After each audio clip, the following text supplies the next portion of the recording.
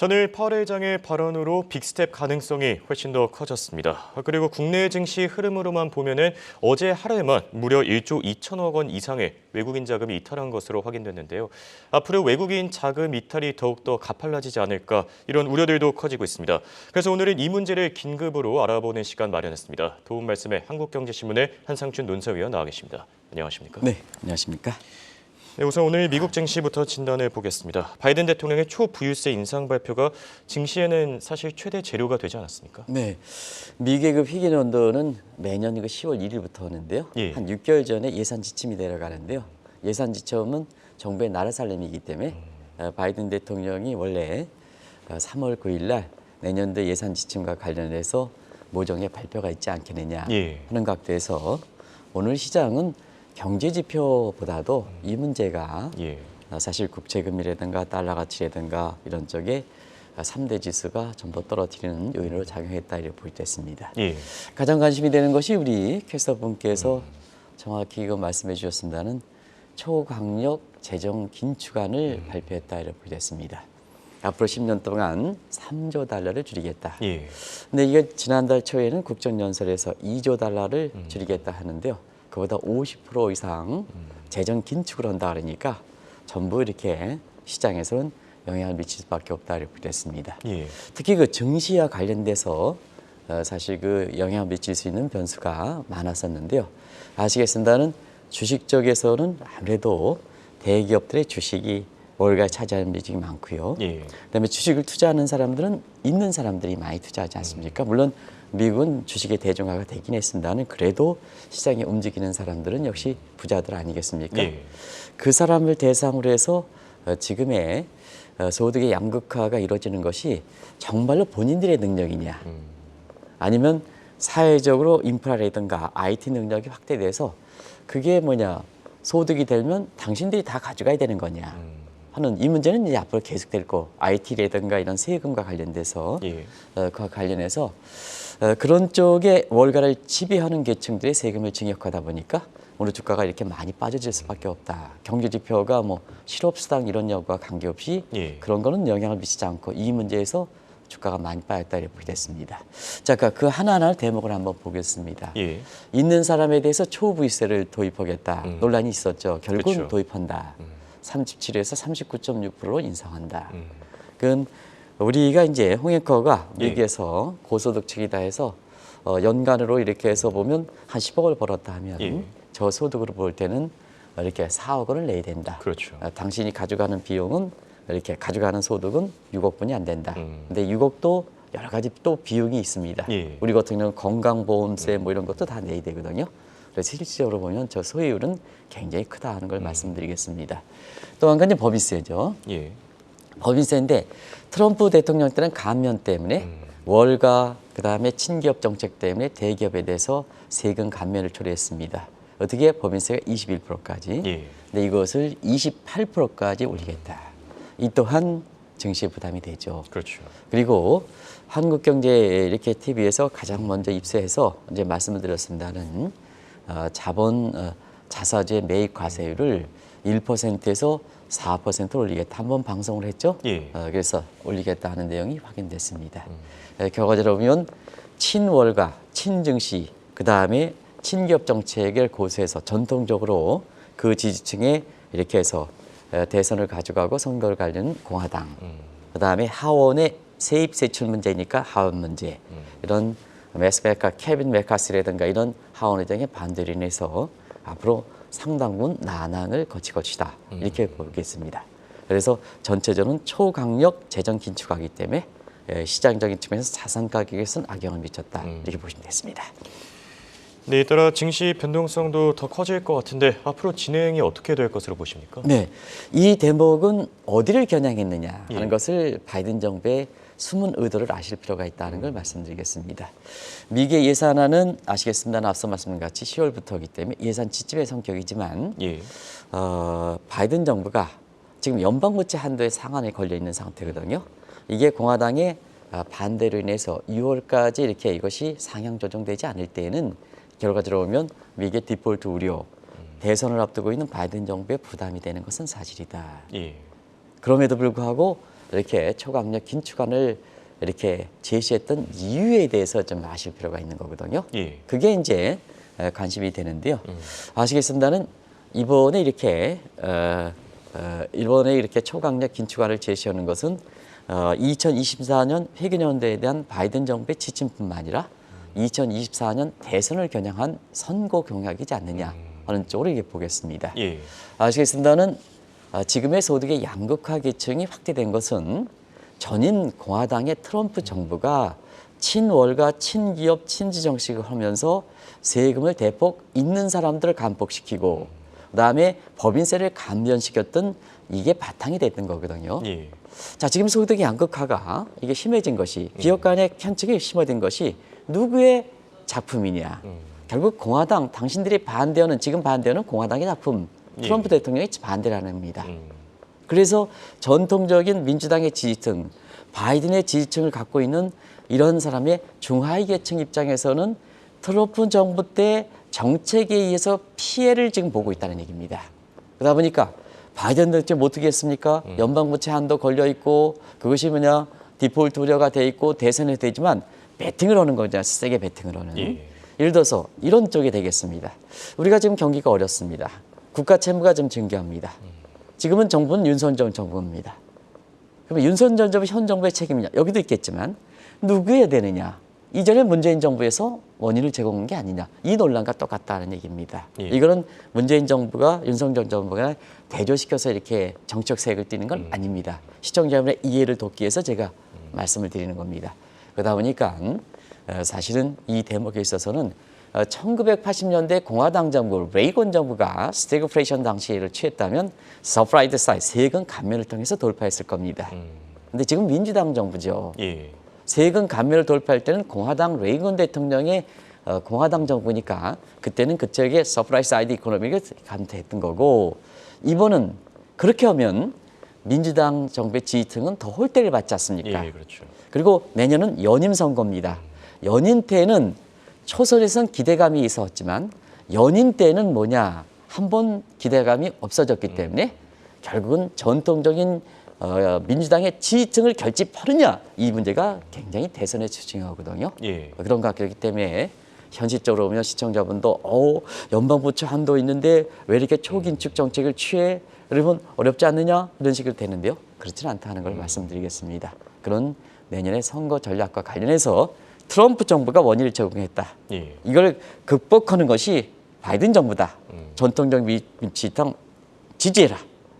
대선에서 연임 성공한다. 예. 이런 전략적인 의도도 깔려 있다는 걸 말씀드리겠습니다. 자, 이런 이슈들이 나온 가운데 오늘 미국 증시 2%대의 내림세 기록했습니다. 그런데 문제가 더 심각한 것은 국내 증시가 아닐까 싶은데요. 지금 외국인 자금 대거 이탈하지 않았습니까? 네, 3, 4월에 큰 장이 있으니까 예. 주식을 사십시오 하는 어떤 분이 작년에 증시 붕괴론 얘기했던 분이 이제 그렇게 외치고 돼 있는데요.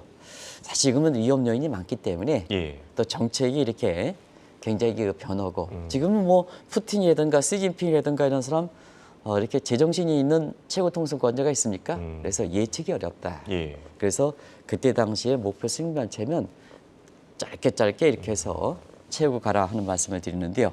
어제 그랬습니다. 예. 어제 어느 대기업에 강의를 하고 오는데 이렇게 이 방송을 듣고 계시는 분이 외국인 자본이 많이 팔았습니다. 예. 그래서 그 지금 정영국 PD께서 지금 보여주는 대목을 한번 보겠습니다. 어제 하루입니다. 예. 하루에 코스피에서 9,700억이 팔렸고요. 외국인이 팔았고요. 예. 코스닥에서 2,400을 팔렸습니다. 저 계산해 보니까 1조 2천억이 넘더라고요. 하루입니다. 하루에 1조죠. 그래서 이 대목에 대해서 왜 그럴까?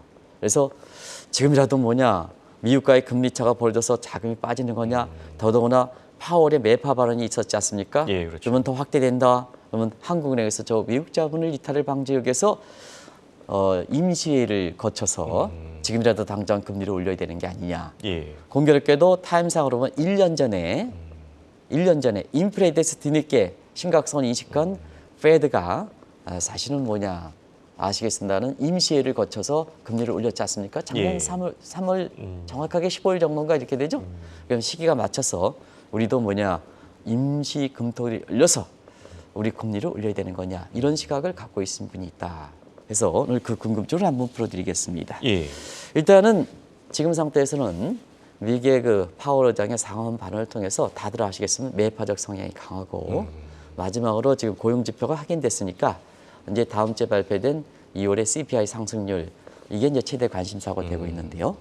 어쨌든 오늘도 파월의 긴축 초강력 재정 긴축안에 대해서 영향을 받긴 했습니다는 예. 역시 파월 의장의 매파 발언도 계속해서 영향을 받는 이런 상태이지 않습니까? 그렇죠. 그런 과정에서 보면 지금의 2월 달의 고용 지표, 그 다음에 CPI가 나중에 이제 발표되겠습니다는 발표되는 예비적인 그 기대치를 볼 때에는 3월 페드 회의가 0.25에서 0.5%로 굳어지는 이런 양상인 것 같거든요. 그런 상태에서 자 어제 하루에 물론 옵션 말기와 같은 특수한 요인이 있긴 합니다는 예. 일단은 절대 규모로 보면 코스피에서 9,700 빠져, 코스닥이 2,400 빠져, 토탈리 하루에 1조 2천원이니까 자연스럽게 뭐냐 이거 어떻게 되는 거냐 궁금증을 가질 수밖에 없다. 예. 그 문제를 지금부터 시청자의 문의사항을 좀 풀어드리도록 하겠습니다.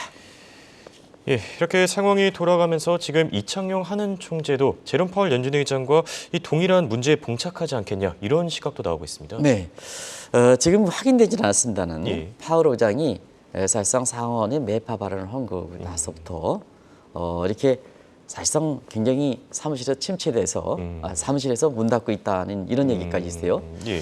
그게 확인이 안 됐지만 그게 파월의 지금의 심정을 얘기한 것이 아닌가 생각합니다. 아시겠습니다는 만약에 3월 달에 지금의 매파 발언을 토대해서 0.5% 금리를 한다면 굉장히 페드 입장도 그렇고 파월 의장 입장도 굉장히 공평한 상황에 처한다 이렇게 보여졌습니다.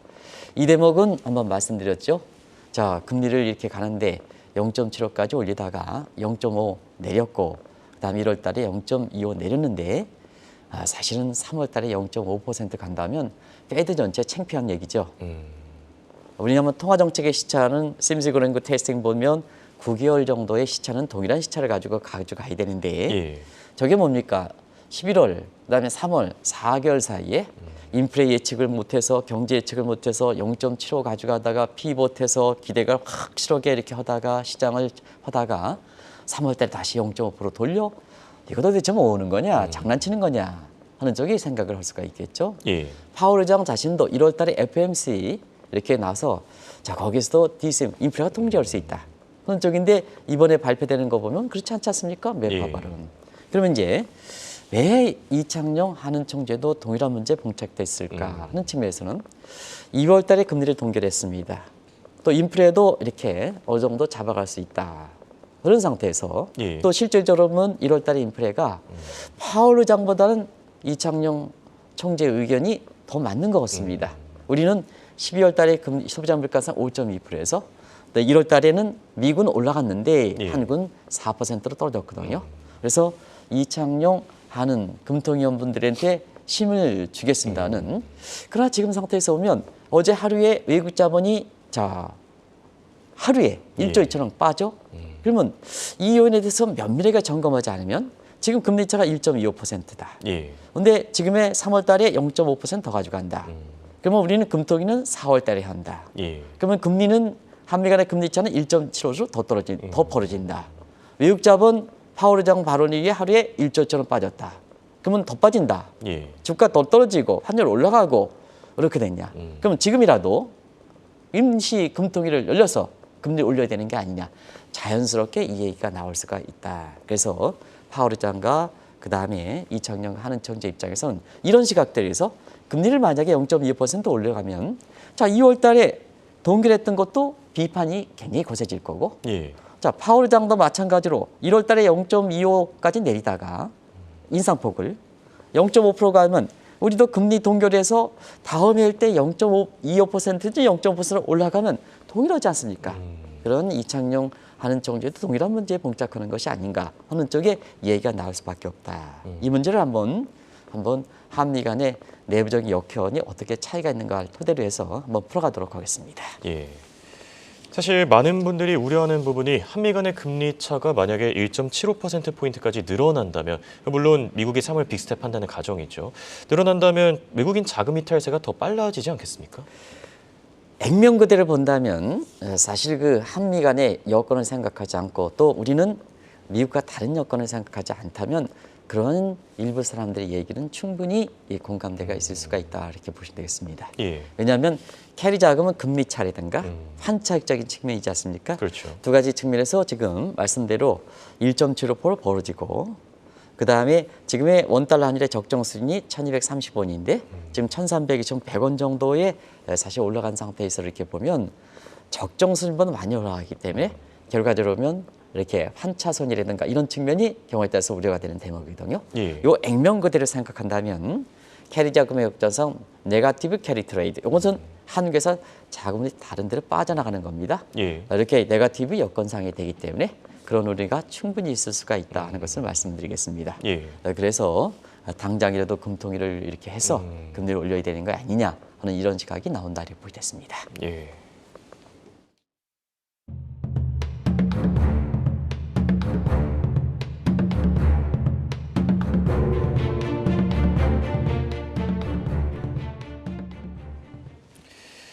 그렇다면 단도직입적으로 여쭤보겠습니다. 이렇게 한미 간의 금리차 축소와 외국인 자금의 이탈을 방지하기 위해서는 뒤늦게라도 금리를 올려야 됩니까? 네, 사실 이 대목에 있어서 미국과 한국의 경제 여건 그리고 경제 발전상의 지위가 차이가 있는 점을 한번 고려해 볼 필요가 있다는 걸 말씀드리겠습니다. 예. 자, 미국처럼 펀더멘털이 괜찮으면 받쳐주면 사실상 뭐 그렇습니다. 한미 간의 금리 차가 벌어졌다, 미국 자본이 이탈됐다 하면 미국처럼 한국이 펀더멘털이 괜찮다면 미국처럼 지금 노랜딩 나오고 그하다 언제 경기 침체가 올지 모르겠다 하는 거다 리세션이라는 이런 여건이 나올 정도로 경기가 괜찮다면 예. 자, 한미 간의 금리 차가 벌써 외국 자본이 이탈된다고 본다면 금리 차 올립니다. 한국 입장에서. 그러면 경제 여건이 받쳐주니까 경기 펀더멘털한 침체 우려가 적지 않습니까? 예. 그러면 인플레도 방지할 수가 있고 그다음에 한미 간의 금리 차가 벌어진 것을 줄일 수 있어 외국 자본의 이탈도 방지할 수 있다 이렇게 보겠습니다. 예. 근데 한국은 다르지 않습니까? 한국은 지금 펀더멘털이 아주 안 좋은 상황입니다. 예. 주변국보다 안 좋은 상황입니다. 근데 펀더멘털이 안 좋고 이 펀더멘털이 안 좋은 게 누구냐? MZ 세대와 그다음에 소상공인 같은 소비 성향이 높은 이게 금리 인상에 따라서 가계부채 부담이 이미 세계에서 가장 높은 수준에서 예. 금리를 올리니까 이 사람이 소비 성향이 높은 상태에서 안 쓰니까 한국 경제가 작년 4분기에 마이너스 0.4% 역성장한 거 아니겠습니까? 예, 그렇죠. 그런 대목에서 보면 자, 미국의 금리 차가 1.75%까지 벌어지지 않느냐? 어제도 1.25% 벌어진 상태에서 1.75 벌어질 가능성이 이렇게 가능성을 높여주는 파월 의장의 매파 발언이 있던 상태에서 1조 2천억 빠졌다. 그러다 보니까 금리를 덜컥 임시를 통해서 그 사람들이 제기하는 식으로 금리를 올린다 하면 사실 우리 금리를 올리면 가계부채에 대한 원리금 상환 부담이 소비 성향이 높은 MZ 세대들이든가 예. 그다음에 젊은 사람들이 다 그런 건 아닙니다. 이 사람들이 거리는 내몰릴 수밖에 없는 상황이거든요. 그런 상태이기 때문에 펀더멘털이 더 악화되죠. 예. 펀더멘털이 더 악화되면 미국 자본이 뭐냐? 한계 투자 매력도가 떨어지니까 더 이탈되죠. 더 이탈되죠. 그러면 미국과의 금리 차가 벌어지는 미국 자본의 이탈과 한계 펀더멘털이 악화돼서 미국 자본의 이탈과 두 가지 측면. 하나는 뭐냐? 우리는 신흥국이다. 선진국의 문턱에 있지만 여러 가지 포트폴리오 상에서는 항상 그렇습니다. 예. 우리가 1인당 지표 3만 달러인데 IMF 기준으로 우리가 선진국에 분류되지만 자본 포트폴리오 사이드에서는 모건 스탠리 지수에 우리가 선진국의 예비 명단도 탈락한 신흥국입니다. 그래서 신흥국이라고 얘기하는 겁니다. 예. 그 대목을 이제 보는 거거든요. 이런 국가에서 보면 금리 차보다도 펀더멘털이 더 중요하다. 이걸 누차 말씀드리고 이건 학계들의 공통적 시각이다 이렇게 됐습니다. 이런 상태에서 우리가 단순히 페드식으로 금리 차가 확대돼서 외국 자본 하니까 당장을 더 임시해서 금리를 올리면 우리 펀더멘털은 더 악화된다. 그러면 투자 매력도가 떨어져서 두 가지 자금의 이탈도 빠를 뿐만 아니라 오래 간다는 얘기입니다. 펀더멘털이 악화되면 오래 간다는 얘기입니다. 자, 금리차 확대에 따라서 보면 당장 임시를 통해서 금리를 올리면 줄일 수가 있겠죠. 예. 근데 이거는 펀더멘털이 악화되면 오래 간다는 얘기입니다. 외국 자본. 그럼 어디에 우선순위를 돌려야 되냐? 우선이냐? 임시금통위를 해야 되느냐? 지금부터 한번 답을 보도록 하겠습니다. 예. 지금 외국인 자금 이탈 문제를 두고 한미 간의 금리 차냐 아니면 펀더멘털 문제냐 이렇게 두 가지 관점이 나왔는데 아무래도 펀더멘털에 조금 더 주목해야 된다 이런 말씀이시죠? 네.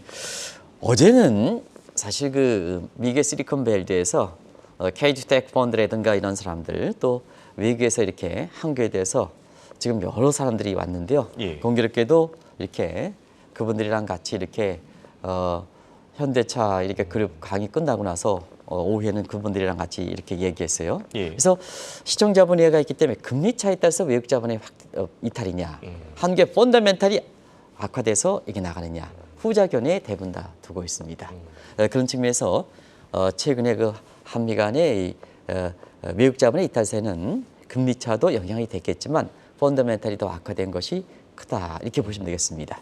왜 그럴까 하는 측면에서는 자, 한국은 모건 스탠리의 이렇게 이 투자별 지에서 보면 신흥국입니다.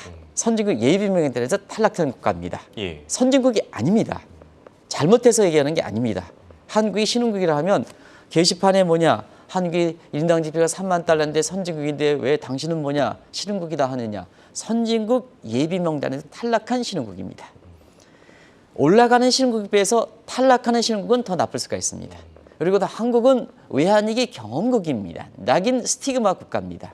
이런 측면에서는 한국의 펀더멘탈이 더 특별히 중시하다 하는 건 말씀드리는데요. 올해 성장률, 투자 관점에서는 올해 성장률 아시겠습니다는 예. 올해 성장률 1.1%입니다. 작년에 우리 경제 성장률 2% 간신히 거쳤습니다. 이보다 낮습니다. 근데 다른 국가들은 어떠냐? 다른 국가들은 작년에 비해서는 성장률 높아하지 않습니까? 예. IMF 전망치 보면. 그리고 올해 2월 달까지 무역수지 적자가 180억입니다.